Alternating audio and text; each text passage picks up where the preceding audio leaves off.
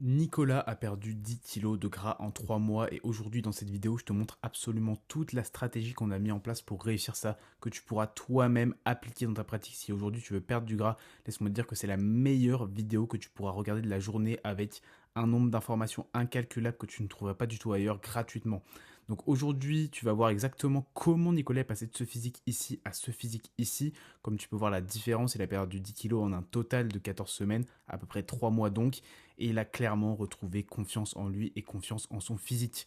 Donc dans cette vidéo, tu verras exactement la stratégie complète avec la roadmap de Nicolas, la diète qu'on a mis en place pour réussir ça, son programme d'entraînement également pour améliorer sa masse musculaire et également la gestion des repas libres qui est un sujet que Nicolas voulait vraiment réussir à mettre en place tout en perdant du gras.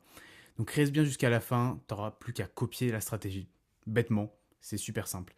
Donc Nicolas avant le coaching, c'était surtout quelqu'un qui n'avait jamais vu ses abdos après des années d'entraînement, donc une grosse frustration par rapport à ça. Il ne comprenait pas l'impossibilité également de sécher comme il voulait. Il n'arrivait pas à passer en dessous d'un certain seuil de body fat. Il était clairement bloqué. Il savait pas donc quand et comment baisser ses calories. Son plan d'entraînement également n'était pas complètement optimal par rapport à ses besoins. Et il était tout simplement noyé dans la masse d'informations sur les réseaux. Il avait besoin d'un regard extérieur et de quelqu'un à qui faire confiance. Si c'est également ton cas d'ailleurs, tu as une consultation offerte en description. On reverra tes problématiques et ta stratégie actuelle et je t'offrirai un plan d'action précis qu'on mettra en place en discutant. Donc le lien pour réserver est directement dans la description si tu as envie qu'on fasse ça et qu'on puisse en discuter tranquillement. Donc pour commencer donc cette vidéo, la roadmap de Nicolas, pour te montrer un petit peu ce qu'on a mis en place. Donc une phase de déficit calorique de 12 semaines et 2 semaines de reverse diet ensuite. L'objectif, c'était donc de planifier un déficit relativement court. Il faut savoir que Nicolas déjà mangeait plutôt bien, il sortait d'une phase de prise de masse. Et donc, on a planifié ce déficit à partir donc de ces 3000 calories de maintenance, on va dire, et avec l'objectif de perdre au moins 8 kilos. Bon, l'objectif a été atteint, là tu vois ici, son poids de départ en réalité c'était même 78,7, jusque la moyenne de la première semaine a quasiment chuté d'1,5 kg. Et le poids le plus bas qu'on a eu, c'était 68,5 sur les dernières pesées. La moyenne, c'était 69,3. Mais ça continue de baisser enfin sans cesse finalement. C'était une sèche qui a très bien fonctionné. On a fait le choix d'être plutôt agressif sur son déficit. Pourquoi? Pour ne pas passer trop de temps dans cette phase. Le but, c'était justement d'être efficace et pas avoir des semaines de stagnation. Donc voilà, pour faire en sorte que Nicolas puisse ensuite rapidement retrouver une phase de surplus calorique et donc d'énergie au maximum.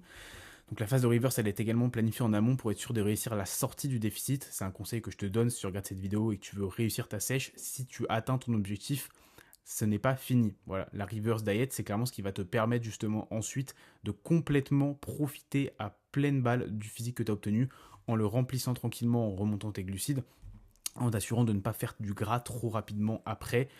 Souvent on dit oui, on fait de la flotte. Non, souvent tu fais du gras et ça flingue un petit peu les efforts que tu as fait en sèche. Donc la diète, évidemment très important. Nicolas souhaitait de la flexibilité. Voilà. Chaque personne a ses préférences, tu as peut-être aussi toi aussi tes préférences.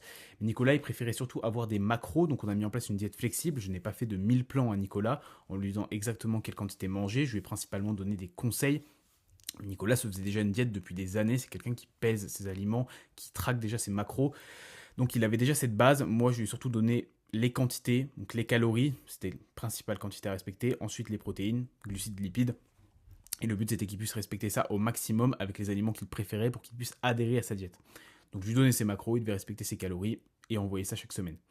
La baisse des calories, donc on a mis en place, est principalement venue des glucides et un peu des lipides. Donc, on a surtout baissé les glucides et lorsqu'il fallait baisser les lipides de style 5 à 10 grammes sur des baisses de calories. On faisait également un bilan chaque semaine, donc bilan qui permettait de voir où on était Nicolas d'un point de vue visuel, également d'un point de vue moyenne de poids, et s'il y avait une stagnation forte, on pouvait ajuster le plan, donc en rebaissant les calories ou en jouant potentiellement sur la dépense, même si on ne l'a pas beaucoup fait. Effectivement, on n'a pas fait de cardio. Nicolas, il avait moins de temps. Hein. C'est quand même quelqu'un qui passait déjà beaucoup de temps à la salle et qui a un job qui lui prenait du temps. Le but, c'était surtout qu'il puisse faire ses pas. Donc, on s'est assuré qu'il fasse au moins 10 000 pas par jour en moyenne. S'il avait des jours en dessous de 10 000, c'est pas grave, mais le but, c'est que la moyenne soit au-dessus de 10 000. Et donc, c'était suffisant pour que Nicolas perde du gras. Le maître du cardio aurait été compliqué au vu du temps que Nicolas avait déjà pour s'entraîner. Et donc, quitte à choisir, il valait mieux qu'on baisse les calories plutôt que vouloir maintenir un total calorique très haut avec une dépense très haute qui aurait pris du temps et de l'énergie à Nicolas. Donc pour que tu vois sa roadmap en entier, donc là ici il y a les calories, comment on les a gérées. Donc les premières semaines à 2720, on a fait au total 3 drops de calories. Donc un premier ici, la quatrième semaine, on a enlevé 200 calories, principalement via les glucides. Ensuite, on est resté à 2500 pas mal de temps. Le poids de Nicolas, comme tu peux voir ici, continuait tranquillement de baisser. Puis au bout d'un moment, on a commencé à avoir une stagnation à peu près sur cette semaine-là. Donc, on a fait un deuxième drop calorique pour passer à 2375. Un autre drop calorique ici à 2230 et je me suis trompé, mais du coup il y avait 4 drops caloriques. J'en ai fait un dernier sur la dernière semaine pour justement profiter de cette dernière semaine pour perdre un maximum de gras supplémentaire. Donc on est passé à 1940. Et donc ensuite 2 push caloriques, on est remonté quasiment à 2500 et comme tu vois le pot de Nicolas n'est pas du tout remonté malgré cette augmentation, d'où l'intérêt de bien finir sa sèche. Parfois de pousser un petit peu plus fort sur la dernière semaine pour justement aller tirer le maximum de gras et ça a complètement fonctionné. Nicolas d'ailleurs comme tu peux voir pendant la reverse qui ne comprenait pas ce qui se passait tout simplement avec un poids qui descendait sous les 69 alors qu'on était en train de remonter les calories de quasiment plus 600 en 2 semaines. Donc voilà ce qui peut se passer quand un plan est bien suivi et surtout bien conçu. Maintenant au niveau du programme d'entraînement, donc Nicolas pouvait s'entraîner 4 fois dans la semaine, on a donc considéré, enfin en tout cas j'ai considéré qu'un plan upper-lower était parfait pour en tout cas fitter sa structure et également ses objectifs. Donc on a mis en place deux upper, voilà, lundi et jeudi, et 2 lower mardi et vendredi, avec donc les jours off le week-end, car Nicolas ne préférait ne pas s'entraîner le week-end. Donc j'ai pris en compte ses préférences, mais j'ai également pris en compte ses points forts et ses points faibles, en faisant une analyse complète justement de là où il fallait plutôt mettre l'accent, là où il fallait plutôt mettre un volume haut, un volume bas ou un volume moyen. Donc les principaux axes de travail de Nicolas étaient ses pectoraux, ses grands dorsaux, donc ses lats, ses ischios et ses triceps. Également, Nicolas souhaitait vraiment prioriser ses pectoraux. Donc en plus du fait que c'était vraiment un point faible visuellement, Nicolas voulait les développer, donc on les a vraiment mis en avant en termes justement de volume d'entraînement, de priorisation, d'exécution. Je le corrigeais très régulièrement sur ses mouvements. Également un exemple de la séance Upper A que je lui avais fait, là où on a vraiment priorisé les pecs. Donc c'est assez rare que je mette du 4 séries, mais dans le cas où Nicolas avait moins de temps pour s'entraîner et un peu moins de séances réparties dans la semaine, j'ai préféré faire ça. Donc par exemple avec des écartés, avec des cuffs, excellent mouvement pour travailler les pectoraux, encore une chaise presse inclinée pour le haut de pec, dont Nicolas manquait clairement avec 4 séries à chaque fois. Également des dips, plutôt focus triceps, mais qui permettaient d'avoir également un petit volume sur les pecs. Donc voilà le genre de séance qu'on a mis en place justement pour accentuer le travail de Nicolas avec ses pectoraux, et ça a fonctionné car il a clairement réussi à progresser malgré le fait d'être en sèche.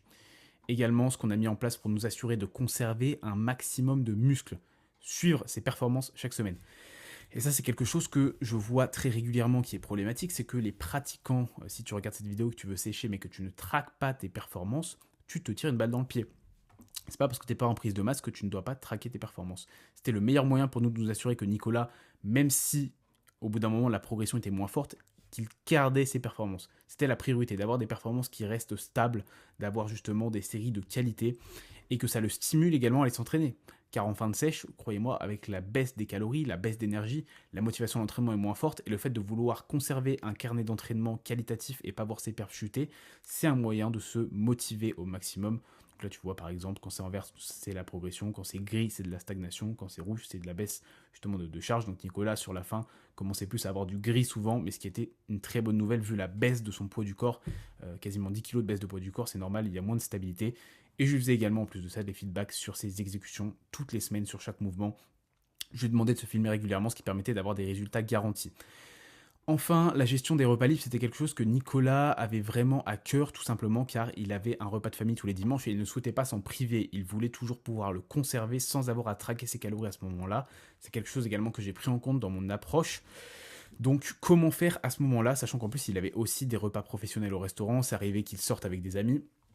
Donc on va dire qu'il y avait 2 options principalement. Soit déjà éduquer et sensibiliser Nicolas au choix cohérent pour limiter ses calories à certains moments, voilà, tout simplement lui dire quel choix pouvait être intéressant sans pour autant exploser son total de calories. Donc vous orientez principalement vers des repas où on limite les sources de lipides, souvent des viandes, des poissons, avec des accompagnements également qui ne sont pas blindés d'huile d'olive, ou souvent des légumes pour limiter justement l'apport en glucides si jamais ça doit être le cas. Ou alors, on a adapté ses journées en conséquence pour qu'il puisse avoir une forme de budget calories et donc être plus tranquille sans avoir à traquer ses calories, sans se prendre la tête. Donc par exemple, tout simplement en supprimant des repas, en mettant juste une collation protéinée, ce qui lui laissait beaucoup de calories pour tout simplement manger un repas plus important sans pour autant flinguer ses résultats. Et c'est arrivé que Nicolas fasse des repas libres le week-end, en tout cas plus que ce qu'il aurait pensé, et pour autant que son poids ne monte pas, voire baisse, tout simplement parce qu'on avait anticipé. Il me demandait régulièrement comment faire, comment adapter, parce qu'il savait qu'il avait tel repas le soir, et moi je le conseillais exactement sur ce qu'il devait faire. C'est là aussi tout l'intérêt d'être disponible et de pouvoir aider un élève justement dans sa progression. Le résultat, comme tu peux voir, Nicolas très satisfait. Lorsqu'il est passé sous les 70 kilos, c'était un de ses objectifs les plus importants et il l'a atteint. Donc ça a complètement changé sa confiance et également sa vision de son physique et la vision de ce qui était possible aussi sans se restreindre complètement ou sans devoir vivre dans une grotte. Voilà, il le dit, malgré les repas libres, malgré les sorties, il a réussi à passer ce cap des 70 kilos et aujourd'hui, il est plus confiant, plus autonome et surtout, il a un physique qui lui plaît. Donc je pense que le résultat est très clair et tout ça en seulement 3 mois. Donc au-delà d'un changement physique, c'est avant tout un changement mental que Nicolas a vécu. Et je peux te le dire, si tu appliques ma méthode, voilà ce qui est possible avec d'autres de mes élèves que Nicolas. Ici, Romain qui a perdu 10 kilos en 10 semaines, Mathéo plus 8 kilos en 6 mois, Baptiste plus 10 kilos en 6 mois, Antoine plus 3 kilos en 2 mois, Louis moins 5 kilos en 12 semaines ou encore Dany moins 5 kilos en 10 semaines. Donc des résultats soit de prise de muscle, soit de perte de gras et des changements là aussi plus limite mental que physique. C'est tout simplement un changement de perspective énorme.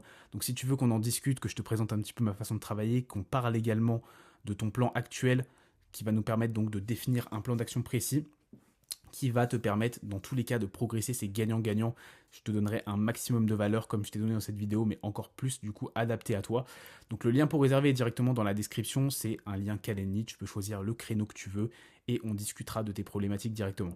Donc je te remercie pour ton écoute, n'hésite pas également à me suivre sur Instagram où je poste régulièrement du contenu avec de la valeur ajoutée.